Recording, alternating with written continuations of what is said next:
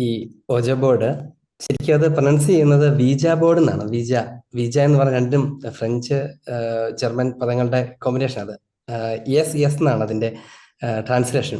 എന്ന് പറഞ്ഞാൽ അവർ ചോദിക്കുന്ന ചോദ്യത്തിന് യെസ് എന്നുള്ള ഉത്തരം തരുന്നു എന്ന് മാത്രമാണ് അതിന്റെ ഒരു ധ്വനിയൊക്കെ. ഇത് തുടങ്ങിയിട്ട് ഒത്തിരി കാലമായി. ആളുകളുടെ ബഹുമാനോടെ ശൈലജൻ പറഞ്ഞതുപോലെ ആളുകളുടെ ഒരു നിഗൂഢതയെക്കുറിച്ചുള്ള ഒരു ജിജ്ഞാസ അത് പ്രൊമോട്ട് ചെയ്യുന്ന, അതിനെ സാറ്റിസ്ഫൈ ചെയ്യാൻ നടത്തുന്ന ഒരു ശ്രമമാണ്.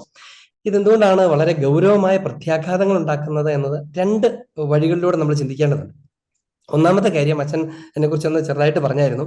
ഒരിക്കലും ഒരു മനുഷ്യാത്മാവിനെ, മരണം മൂലം വേർപിരിഞ്ഞു പോയ ഒരു മനുഷ്യാത്മാവിനെ ഭൂമിയിലേക്ക് തിരികെ കൊണ്ടുവരാനോ ആരുടെയെങ്കിലും ഇംഗിതത്തിന് വിധേയപ്പെടുത്താനോ ഒന്നും ഒരിക്കലും പറ്റില്ല. കാരണം പരിശുദ്ധ സഭ അത് വളരെ വ്യക്തമായി പഠിപ്പിക്കുന്ന ഇങ്ങനെയാണ്: മരണത്തോടുകൂടെ രണ്ട് കാര്യം സംഭവിക്കും. ആത്മാവ് ദൈവത്തെ കണ്ടുമുട്ടാനായി യാത്രയാകും. ശരീരം മിശിഹായുടെ രണ്ടാമത്തെ ആഗമനത്തിൽ ദൈവത്തോടൊന്നാകുന്നതിന് വേണ്ടി കാത്തിരിക്കാവുന്ന ഒരു പ്രത്യേക അർത്ഥത്തിലാണത്. പെട്ടെന്ന് വിശദീകരിക്കുന്നില്ല, പക്ഷെ എന്തെങ്കിലും പോലും അതാണ് എന്റെ കാര്യം. അപ്പോൾ ദൈവത്തിന്റെ ലോകത്തിലേക്ക് ട്രാൻസ്ഫർ ചെയ്യപ്പെടുന്ന അവസ്ഥയാണ് മനുഷ്യാത്മാവിനുള്ളത്. അവിടെ ആത്മാവും ശരീരവും വേർപിരിഞ്ഞു കഴിഞ്ഞു. പിന്നീട് ആ ഒരു വ്യക്തിയായി നിലനിൽക്കണമെങ്കിൽ അത് രണ്ടും കൂടെ ചേരുകയാണ് ചെയ്യുന്നത്. അപ്പൊ അതുകൊണ്ട് ഒരിക്കലും ദൈവം ഒരാത്മാവിനെയും ഭൂമിയിലേക്ക് അലയാൻ വിടുന്നില്ല. ഒന്നുകിൽ സ്വർഗാവസ്ഥയിലായിരിക്കുന്നു, അല്ലെങ്കിൽ നരകത്തിലായിരിക്കുന്നു, അല്ലെങ്കിൽ ശുദ്ധീകരണ അവസ്ഥയിൽ ആയിരിക്കുന്നു എന്നുള്ളതാണ് അതിന്റെ കാര്യം. അപ്പൊ അതുകൊണ്ട് ഒരു കാര്യം വ്യക്തമാണ്: ഒരിക്കലും ഒരു ആത്മാവിന്, മനുഷ്യാത്മാവിന് ഈ ഭൂമിയിലേക്ക് വരാനോ ഒരാൾക്ക് വിളിച്ചു വരുത്താനോ ചില കാര്യങ്ങളിലൊക്കെ ഇടപെടാനോ കഴിയില്ല. ആത്മാവ് അങ്ങനത്തെ കാര്യങ്ങളിലൊക്കെ ശ്രദ്ധാലുവായിരിക്കുകയുമില്ല. അങ്ങനെയാണെങ്കിൽ എന്തായിരിക്കും ഈ വിജാ ബോർഡ് ഉപയോഗിക്കുമ്പോൾ സംഭവിച്ചിട്ടുണ്ടാവുക? രണ്ട് വിധത്തിലാണ് അതിന് പ്രധാന സാധ്യതയുള്ളത്. ഒന്നാമത്തേത് അത് മനഃശാസ്ത്രപരമാണ്. ഒന്നാമത് നമ്മൾ മനസ്സിലാക്കേണ്ട കാര്യം, അതായത് ഈ ഉപബോധ മനസ്സിന് പലതരത്തിലുള്ള ശക്തികളും സാധ്യതകളും പ്രത്യേകതകളും ഉണ്ടെന്ന് നമുക്കറിയാം. ഈ വളരെ പ്രകടമായ ഹലൂസിനേഷൻസ്, ഡെലൂഷൻസ് പോലെയുള്ള മനഃശാസ്ത്ര പ്രത്യേകതകൾ എന്ന് പറഞ്ഞാൽ ഒരു വ്യക്തി തന്റെ അടുത്തിരിക്കുന്നത് പോലെ തന്നെ അനുഭവിക്കുകയും അയാൾ പറയുന്നത് കേൾക്കുകയൊക്കെ ചെയ്യാൻ ഈ സ്കിസോഫീനിയ പോലെയുള്ള മാനസിക വിഭ്രാന്തികളുള്ള ആളുകൾക്ക് പറ്റും. അവര് ആളുകളെ കാണും, നേരെ കേൾക്കും. അത് നമുക്ക് ഭയങ്കര അത്ഭുതകരമാണ് അവർക്ക് എങ്ങനെ അതുപോലെ കാണുകയും കേൾക്കുകയൊക്കെ ചെയ്യാൻ പറ്റുന്നത്. അത് ഒരു മാനസിക വൈകല്യമാണ്, അത്തരം ഒരു പ്രതിഭാസമാണ്. ഇത് രണ്ടു തരത്തിൽ സംഭവിക്കാം. ഒന്ന്, ഒരു രോഗമായിട്ട് വരാം, മാനസിക രോഗമായിട്ട് ആളുകൾക്ക് വരാം. അപ്പൊ ചില ആളുകളൊക്കെ ഇങ്ങനെ ചെവിത്തിരിക്കുന്നതൊക്കെ കാണാമല്ലോ, മാനസിക രോഗമുള്ള ആൾ. അവർ വിട്ടു കഴിഞ്ഞാൽ ഭയങ്കര ശബ്ദം കേൾക്കുന്ന പോലെയൊക്കെ അവർക്ക് തോന്നും. ആളുകളെ കണ്ടവർ പേടിക്കും, ആളുകളോട് സംസാരിക്കും, ഒറ്റയ്ക്ക് വർത്താനം പറഞ്ഞു പോകുന്നതൊക്കെ നമ്മൾ കണ്ടിട്ടുണ്ടാവും. അത് ആ രോഗത്തിന്റെ ഭാഗമാണ്. ഇനി ഇതിനെ അക്വയർ ചെയ്യാൻ പറ്റുന്ന ചില സാധ്യതകളുണ്ട്. അന്തരീക്ഷം അതിന് യോജിച്ചതായി തീരുമ്പം, ഉദാഹരണത്തിന് മദ്യപിക്കുന്ന ആളുകൾ ഈ പറഞ്ഞ കാര്യമൊക്കെ ചെയ്യുന്ന നിങ്ങൾ കണ്ടിട്ടുണ്ടാവും. വല്ലാതെ മദ്യപിച്ച് ബോധം കെട്ടിയ ചില ആളുകൾ ഒരാളെ കണ്ട് എന്നതുപോലെ സംസാരിക്കുന്നതോ ഒറ്റയ്ക്കിരുന്ന് സംസാരിക്കുന്നതോ ഒക്കെ നമ്മൾ കാണും. അപ്പോ അത് അവരുടെ ബ്രെയിൻ കൊടുക്കുന്ന ചില ഇമേജസ് ആണ്. അത് നമുക്ക് വളരെ സാധാരണ അർത്ഥത്തിൽ പോലും മനസ്സിലാക്കാൻ പറ്റും. ഒരു രാത്രിയിൽ കാണുന്ന ഒരു സ്വപ്നത്തിന്റെ കാര്യം ഒന്ന് ഓർത്ത് നോക്കി. നമ്മളൊരു കടുവയൊക്കെ ഓടിക്കുന്നതായിട്ട് സ്വപ്നം കാണുന്നു. നമ്മൾ ആ സമയത്ത് മുഴുവൻ ശരിക്കും ഉള്ളതാണെന്ന് വിചാരിച്ചാണ് ഇരിക്കുന്നത്. അതിനേക്കാൾ വ്യക്തതയോടുകൂടെ ഇമേജസ് കൊടുക്കാനും ശബ്ദങ്ങൾ കൊടുക്കാനും ഒക്കെ നമ്മുടെ മനസ്സിന് തന്നെ പറ്റും. അപ്പൊ അത് ചില പ്രത്യേക ഭയാനകമായ, ഏകാന്തമായ, അതിനുവേണ്ടി മാനസികമായൊക്കെ ഒരുക്കപ്പെടുന്ന അന്തരീക്ഷത്തിലേക്ക് കൊണ്ടുവന്നു കഴിയുമ്പം അത്ര ഹലൂസിനേഷൻസ് ഒക്കെ ജനറേറ്റ് ചെയ്യാൻ പറ്റും. അത് അക്വേർഡ് ആണ്. രോഗം വരുന്നതിന് നമുക്കൊന്നും ചെയ്യാൻ പറ്റില്ല, പക്ഷെ അത് വരുത്തുന്നത്, അത്ര ഹലൂസിനേഷൻസിലേക്കൊക്കെ കുട്ടികൾ ഒറ്റയ്ക്ക് ഇരുന്നോ സംഘാത്മകമായിട്ടിരുന്നോ ഒക്കെ പോകുന്നത്, അത് പിന്നീട് പല പ്രാവശ്യം ആകുന്നതോടുകൂടി അവർക്ക് അത്തരം മാനസിക വൈകല്യങ്ങളിലേക്ക് പോകാനായിട്ട് ഇടവരും. അവരെ ഒത്തിരി ആത്മഹത്യാ പ്രവണതകളിലേക്ക്, പലതരത്തിലുള്ള ഭയം, വിഷാദ രോഗം, ഇങ്ങനെ തുടങ്ങുന്ന ഒത്തിരി പ്രതിസന്ധികൾ കൊണ്ട് വല്ലാതെ നട്ടം തിരിയുന്ന കുട്ടികളെ കാണാറുണ്ട്. പലപ്പോഴും ഒരു അൺഹെൽത്തി മൈൻഡാണ് ഇതിന്റെ പിറകെ പോകുന്നത്. ഒരു ഹെൽത്തി ആയിട്ടുള്ള ഒരു വ്യക്തി അതിന്റെ പിറകെ പോകില്ല. അതിനെക്കുറിച്ച് ജിജ്ഞാസ പോലും അധികം ഉണ്ടാവില്ല. അവൻ കരുതും അതിപ്പോ ഈ ചുമോര മണ്ടത്തിന് നമുക്ക് ആവശ്യമുണ്ടോ എന്ന് ചിന്തിക്കും.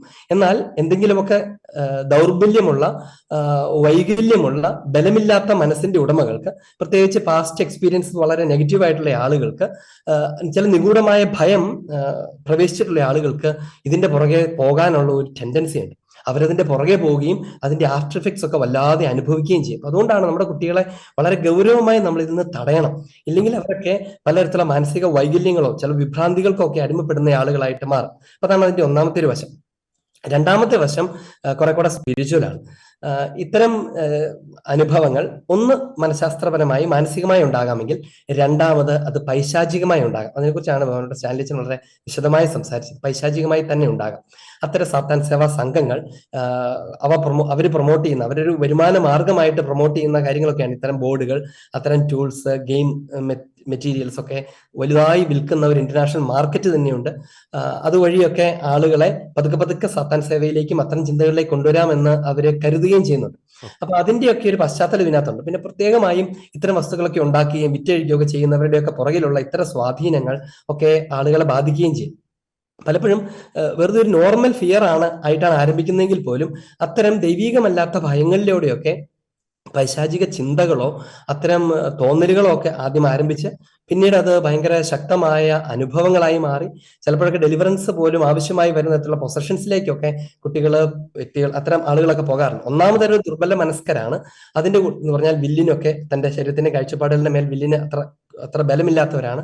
അപ്പൊ അവയുടെ മേൽ പിശാച് നിയന്ത്രണം ഏറ്റെടുക്കുകയൊക്കെ ചെയ്യുന്ന സമയത്താണ് അത് കൂടുതൽ ഉണ്ടായി വരുന്നത്. പലപ്പോഴും ഇത്തരം കച്ചവട മാധ്യമങ്ങളും, എനിക്ക് ആ സിനിമയൊന്നും കാണാൻ ശ്രദ്ധിച്ചില്ല, താല്പര്യമില്ല, പക്ഷെ അത്തരം കച്ചവട മാധ്യമങ്ങൾ വിനോദോപാധികളൊക്കെ കുട്ടികളെ വല്ലാതെ വഴിതെറ്റിക്കുകയും ചെയ്യുന്നുണ്ട്. പരിശുദ്ധ സഭ വളരെ ഗൗരവമായി നമ്മോട് ആവശ്യപ്പെടുന്നത് യഥാർത്ഥമായ ഒരു ആധ്യാത്മികത വളർത്തിയെടുക്കുക എന്നുള്ളതാണ്. നിഗൂഢ ശക്തികളെ കുറിച്ചല്ല, വളരെ പബ്ലിക്കായ റെവലേഷൻ, പരസ്യമായ വെളിപാടിലൂടെ ദൈവം തന്നെ അവതരിപ്പിച്ചതിലേക്ക് തിരിയാനാണ് ഈശോ ആഗ്രഹിക്കുന്നത്. നമ്മെ പഠിപ്പിക്കുന്നത് അങ്ങനെയാണ്. യഥാർത്ഥമായ അനുഭവം, അതീന്ദ്രിയ രഹസ്യങ്ങളെക്കുറിച്ചുള്ള, അഭൗമിക രഹസ്യങ്ങളെക്കുറിച്ചുള്ള അനുഭവം അത് ദൈവത്തിൽ നിന്ന് വരുന്നതാണ്. അത് സ്വർഗീയമായിരിക്കേണ്ടതാണ്, പൈശാചികമല്ല ആകേണ്ടത്. അതുകൊണ്ട് കൂടുതൽ ദൈവത്തെക്കുറിച്ച് പറയപ്പെടണം. പലപ്പോഴും ഞാനിത് പറയുമ്പോൾ എന്നെ കൂടി ചേർത്ത് പറയട്ടെ, പലപ്പോഴും ഒക്കെ പല ചർച്ചകളൊക്കെ നമ്മുടെ ചർച്ചകൾക്ക് പോലും താല്പര്യം സാത്താന്റെ ശക്തി, അതിനെക്കുറിച്ചൊക്കെയുള്ള ചർച്ചകൾ പോലും കൂടുതൽ വരാറുണ്ട്.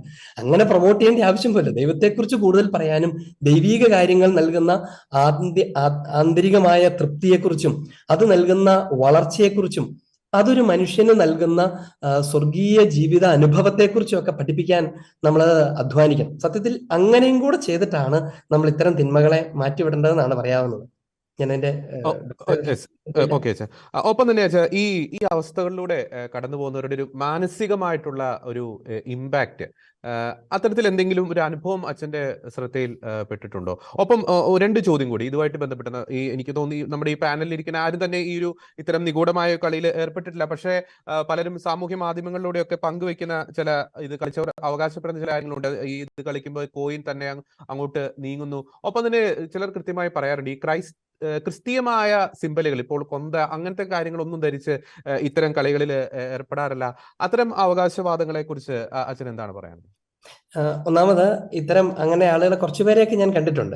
പ്രത്യേകിച്ച് ഹോസ്റ്റലുകളിലൊക്കെയാണ്. കുറച്ച് വർഷങ്ങൾ സ്ഥലമൊന്നും പറയുന്നത് ഉചിതമല്ലാത്തതുകൊണ്ട് എന്റെ അടുത്ത് അവർ സംസാരിക്കാനായിട്ട് കൊണ്ടുവരികയൊക്കെ ചെയ്തിട്ടുണ്ട്. അപ്പൊ അവര് ചെയ്തിരുന്നത് 4 പേര് കൂടി ഒരുമിച്ച്, അങ്ങനെ വേറെ കേസുകളും ഉണ്ട്, പക്ഷെ ഞാൻ ഈ പറയുന്ന കേസിൽ 4 പേര് കൂടി ഒരുമിച്ച് രാത്രിയിൽ മെഴുകുതിരിയൊക്കെ കത്തിച്ച് വെച്ച് ബോർഡൊക്കെ വെച്ചിട്ട് അതിൽ വെച്ചിട്ട് അവർ ചോദിച്ചിരുന്നത്, അന്ന് എന്റെ ഓർമ്മ ശരിയാണെങ്കിൽ പരീക്ഷയുടെ ചോദ്യങ്ങളെ കുറിച്ചൊക്കെയാണ്. എന്നിട്ട് അവർ തന്നെ അപ്പൊ അവരിങ്ങനെ അനുഭവപ്പെടുന്നു, കോയിൻ ഇങ്ങനെ നീങ്ങുന്നു, വിരൽ കോയിനിൽ വെച്ചിരിക്കുന്നു, അതിങ്ങനെ മൂവ് ചെയ്തു പോകുന്നു. അപ്പൊ ആ ചോദ്യം വരുമോ ഇല്ലയോ എന്നുള്ള ചോദ്യത്തിന്റെ എസ് അല്ലെങ്കിൽ എൻ അല്ലെങ്കിൽ വൈ എന്നുള്ള അതിലേക്ക് പോകുന്നു. പിറ്റേ ദിവസം അതുപോലെ തന്നെ ആ ഉത്തരം വന്നു എന്നൊക്കെയാണ് അവർ പറയുകയൊക്കെ ചെയ്തത്. 2 കാരണങ്ങളുണ്ട്. ഒന്നാമത്തേത്, ഇവർ ഒരുക്കുന്ന അന്തരീക്ഷമാണ്. എത്ര വിശ്വാസമില്ല ഇതിനകത്തുനിന്ന് കരുതുന്നുണ്ടെങ്കിൽ പോലും അതിനൊന്ന് പോയിരിക്കാൻ തോന്നുന്നുണ്ടെങ്കിൽ അവർക്ക് ശകലം വിശ്വാസം അതിനകത്തുണ്ട്, അല്ലെങ്കിൽ ഭയം കലർന്ന ഒരു ഉത്കണ്ഠ, ഒരു ജിജ്ഞാസ അതിനകത്ത്, ഒരു ഗൂഢമായ ജിജ്ഞാസ അതിനകത്ത് ഒളിഞ്ഞിരിക്കുന്നുണ്ട് എന്നുള്ളതാണ് അതിന്റെ കാര്യം. ഇനി സമാന മനസ്കരായ ആളുകളാണ് അവിടെ ഒരുമിച്ച് കൂടിയത്. അത് അവരൊരു മാസ് ഹിസ്റ്റീരിയയിലേക്കൊക്കെ നയിക്കും. മാസ് ഹിസ്റ്റീരിയ എന്ന് പറഞ്ഞാൽ ഒരാൾക്കുണ്ടാകുന്ന എക്സ്പീരിയൻസ് വളരെ പെട്ടെന്ന് അങ്ങോട്ടും ഇങ്ങോട്ടും ഷെയർ ചെയ്യുന്നതാണ്. ഇപ്പം നമ്മൾ 4 പേര് രാത്രിയിൽ അങ്ങ് നടന്നു പോകാന്ന് വിചാരിച്ചു. ഒരാൾ ഒരു വള്ളിയെത്തിട്ട് അയ്യോ എന്ന് നിലവിളിച്ച് കഴിഞ്ഞാൽ 4 പേര് ഒരുമിച്ച് പാമ്പിനെ കുറിച്ച് ചിന്തിക്കും. പെട്ടെന്ന് പാമ്പാണല്ലോ എന്ന് ധരിക്കുകയും ഒരുപോലെ ഭയപ്പെടുകയും ചെയ്യും. അപ്പൊ അങ്ങനത്തെ അന്തരീക്ഷം അവർ ഒരുക്കി വെക്കുന്നു. അല്ലാണ്ട് ഒരു പകല് നട്ടുച്ചയ്ക്ക് ഒരു വെയിലത്ത് പോയിരുന്നൊന്നും ആരും ഇത് ചെയ്യത്തില്ലല്ലോ. അങ്ങനത്തെ അന്തരീക്ഷം ഒരുക്കുക എന്നുള്ളത്, അതായത് തന്നെ ഭയപ്പെടുത്താനും തന്റെ ഉപബോധ മനസ്സിനെ ഉണർത്താനും ബോധമുള്ള ഇന്ദ്രിയങ്ങൾക്കപ്പുറത്തേക്ക് അവയെ ശക്തിപ്പെടുത്താനൊക്കെയുള്ള ശ്രമമാണ് ഇത്തരം അന്തരീക്ഷം ഒരുക്കലിനകത്ത് നടക്കുന്നത്. അങ്ങനത്തെ അന്തരീക്ഷങ്ങൾ ഒരുക്കി അത് ചെയ്തു കഴിയുമ്പം അത് അവരുടെ ബോധ മനസ്സിനെയും കൂടെ സ്വാധീനിക്കാൻ തുടങ്ങും. പിന്നെ അകാരണമായ ഭയം, അറിയാം. ഇതൊക്കെയാണ് അവരിൽ കൂടുതൽ ഞാൻ കണ്ടിട്ടുള്ളത്. അകാരണമായ ഭയം, പുറത്തിറങ്ങില്ല, അവർ മുറിയിൽ തന്നെ അടച്ചിരിക്കും. പിന്നെ അത്തരം പുസ്തകങ്ങളൊക്കെ തേടി വായിക്കും, ഡ്രാക്കുള പോലത്തെ നോവലുകളൊക്കെ തപ്പിപ്പേടി വായിക്കും. അത്തരം സിനിമകൾ കുത്തിയിരുന്ന് രാത്രി ഭയത്തോടെ ഇരുന്ന് കാണും, എന്നിട്ട് നിലവിളിക്കും, രാത്രിയിൽ ഉറങ്ങാൻ പറ്റാതിരിക്കും. ഇത്തരം കഥകളൊക്കെ മറ്റുള്ളവരോട് ഷെയർ ചെയ്യും. എന്നിട്ട് കാണുന്ന സ്ഥലത്തൊക്കെ പ്രാർത്ഥിക്കാൻ പോകും. പലരും തലേക്ക് വെച്ച് പ്രാർത്ഥിക്കാനൊക്കെ കൊണ്ടുചെല്ലും. പരീക്ഷകൾക്ക് നിരന്തരം തോൽക്കും. ഇങ്ങനെ തുടങ്ങുന്ന ഒട്ടനവധി, പിന്നീട് ആരെങ്കിലുമായിട്ടൊക്കെ അറ്റാച്ച്ഡ് ആവും, പലതരത്തിലുള്ള തിന്മകളിലേക്ക് പോകും. ഞാൻ ശ്രദ്ധിച്ചിട്ടുള്ള ഒരു കാര്യമാണ്, അത്തരം കുഞ്ഞുങ്ങൾ വളരെ പെട്ടെന്ന് പലതരത്തിലുള്ള തിന്മകളിലേക്ക്, പ്രത്യേകിച്ച് ഡ്രഗ്സുമായിട്ട് ബന്ധപ്പെട്ട തിന്മകളിലേക്ക്, സെക്ഷൽ അബ്യൂസുമായിട്ട് ബന്ധപ്പെട്ട തിന്മകളിലേക്കൊക്കെ വളരെ അധികം പോകുന്നത് ഞാൻ പല കേസുകളിലും കണ്ടിട്ടുണ്ട്. അപ്പൊ അതാണ് അതിന്റെ ഒരു പ്രധാനപ്പെട്ട കാര്യം. എന്നോട് വേറെ കാര്യം കൂടെ ചോദിച്ചായിരുന്നു. ഈ ക്രിസ്തീയമായിട്ടുള്ള ഈ സിംബലുകൾ ഇത് ഒരു സിമ്പൽ ഉപയോഗിക്കുന്നു എന്നതിന്റെ അപ്പുറത്ത്, ഒന്നാമത് നമുക്കറിയാം, വിശുദ്ധീകരിക്കപ്പെട്ട വെഞ്ചരിച്ച വസ്തുക്കളുടെ സാന്നിധ്യം സകല തിന്മകളെയും കാസ്റ്റ് ചെയ്യുന്നതാണ്. വിശുദ്ധ വസ്തുക്കൾ സൂക്ഷിക്കുന്ന സ്ഥലങ്ങളിൽ പിശാചിന് പ്രവേശിക്കാൻ കഴിയില്ല എന്ന് നമുക്ക് പൊതുവിൽ എല്ലാവർക്കും അറിയാം. അത് നമ്മൾക്ക് അനുഭവിച്ചിട്ടുള്ളത്. അതിന്റെ ഒരു വശമാണ്.